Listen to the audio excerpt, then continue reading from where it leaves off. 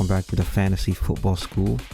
Today's class, we're going to talk about rookies that I'm avoiding, I'm fading, I'm just trying to trade out of in the 2024 rookie draft here. Got 6 players that I don't want any part of at their current price. And number 1, I got Bo Nix. He's essentially, if you need a quarterback in that, third tier of rookie draft after, Roma Dunze and JJ McCarthy. Like, I don't hate it if you get Bo Nix, but the potential I see in Bo Nix is like mid wide receiver 2 at best. He's just like Derek Carr kind of quarterback, and I don't want to spend like 109, 110, especially with the more talented players on the board like Brian Thomas Jr., Xavier Worthy, Keon Coleman, Lad McConkey. I have Bo Nix last in that tier after, Lad McConkey, Keon Coleman.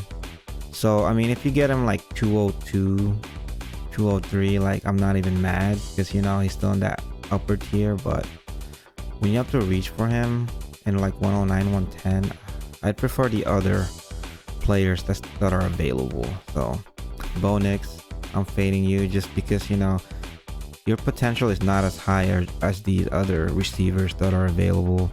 I might even take Jonathan Brooks ahead of him, maybe, if I need a running back and I have like 4 starting quarterbacks already. But for the most part, in a couple of my rookie draft, a lot of people trade up to like the 110, 111 to take Bo Nix, and first you gotta trade up and pay, and I'm like, yeah, I'm good. And then moving on to the next player, I got Jalen Polk, early 2nd round pick for the Patriots. Like, I see the potential in Polk, but a lot of analysts didn't have him going that early, and I get it. He's more of like a slow possession receiver that doesn't have that elite wide receiver 1 potential because he lacks speed and like explosiveness. Don't get me wrong, he's an elite, jump ball catcher. He's a decent route runner, but he doesn't scream, wide receiver 1 in terms of like Dynasty or fantasy production. Like, I'd rather have AD Mitchell, who's ahead of him, Xavier Leggett.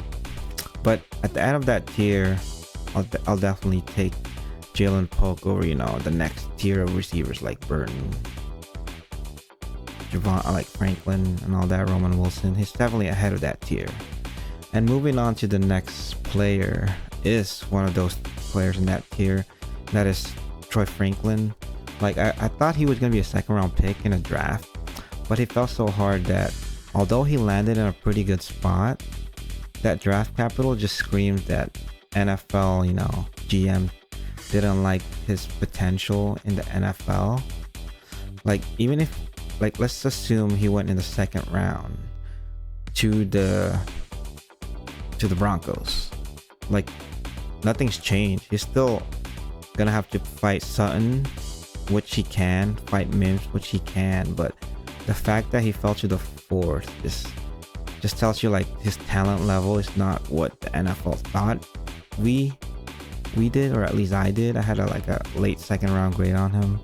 So he's been getting taken ahead like right after Jalen Polk, like in the early, like mid to late 2nd round pick. I had a Blake Corum, I had a Roman Wilson, Jermaine Burton. Like, I get it, he has passed to, relevancy, but sometimes draft capital does matter, and that's where I throw my red flag on Franklin here. Then moving on, another what's his name, receiver from the Patriots, has been getting a lot of hype, Javon Baker, and I get it. He had amazing time in Central Florida, and a mid-3rd is not really, a bad pick to burn on a receiver. But I've been seeing him go earlier, like sometimes ahead of Jermaine Burton, sometimes ahead of Roman Wilson, ahead of Jalen Wright, Marshawn Lloyd. I'm just like, bro, what?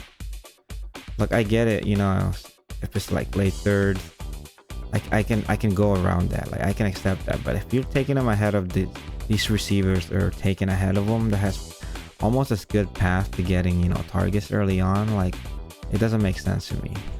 him and Jalen Poke are like pretty similar type of players, like this big X receiver, you know, that can win the jump ball. I think Javon Baker might have a little bit more explosiveness, but I think Jalen Poke is a little more savvy. So it is what it is. It's just where they're taking in the draft. Don't get me wrong, man. May is an amazing prospect. He should be able to, you know, help get those talents out of those two receivers, but where they're being drafted in rookie draft is not a price I'd like to pay at the moment, especially when you're taking them ahead of better players, better prospect, better draft capital. So anyways, moving on to number 5, we got Braylon Allen, who's going like late 3rd, mid 3rd sometime, ahead of running back that has better pass to touches, like ahead of, what's his name, Bucky Irving, Kamani Vidal. I think that's it. But ahead of Tez Walker, ahead of Javon Baker. He's just landed in a very bad situation. Like, I liked him as a prospect. I think I had a 3rd round grade on him. I think I had a 3rd round grade on him. Fortunately, he went to the worst spot in the league, behind Breece Hall, who's just gonna back up essentially the rest of his career, because Breece Hall is freaking amazing. So if he went in the 4th, I'd take a gamble. If I had Breece Hall, I'd take a gamble, but at that point I'll take a stab on players that has, you know, potential to get touches right away and not behind an elite player. So definitely not touching Braylon Allen until like mid to late 4th, in my opinion. Then finally, another running back, got Will Shipley, who's going around the same time as Braylon Allen, who's also behind a pretty good running back in, you know, Saquon Barkley, who signed a 4-year deal, but it's essentially a 2-year deal, maybe 3, I forget. But all these running backs, especially Will Shipley, because he projects more as a scat back, like the receiver back in the league, and Saquon is a pretty amazing receiver, so I'm not sure how often he's going to get touches unless Saquon, you know, gets hurt. But Saquon has been fairly healthy the last couple of years, so it's just a wasted pick in my opinion. If you have Saquon, I understand, you know, getting his handcuffed, but I'd go anywhere else. I'd take Kamani Vidal, I'd take Luke McCaffrey, I'd take Malik Washington, Bucky Irving, like all these players with no elite players ahead of them, at least in the running back room. Like all these 3rd round receivers can produce because the room is actually pretty mid also, just like Tez Walker. Nobody really relevant outside of, you know, Zay Flowers. Javon Baker, he could theoretically be the wide receiver 1 because everybody's pretty young, nobody has separated himself.